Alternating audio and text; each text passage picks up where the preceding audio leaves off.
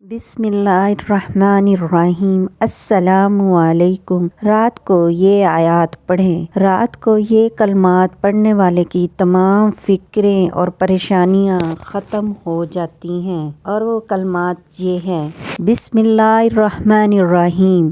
آمن الرسول بما انزل الیہ من ربہ والمؤمنون کل آمن باللہ وملائکتہ وکتبہ ورسولہ لا نفرق بین احد من الرسل وقالوا سمعنا وأطعنا غفرانک ربنا وإلیک المصیر۔ لا یکلف اللہ نفسا الا وسعها لها ما کسبت وعلیہا ما اکتسبت ربنا لا تؤاخذنا ان نسینا واخطأنا ربنا ولا تحمل علینا اصرا کما حملتہ علی الذین من قبلنا ربنا ولا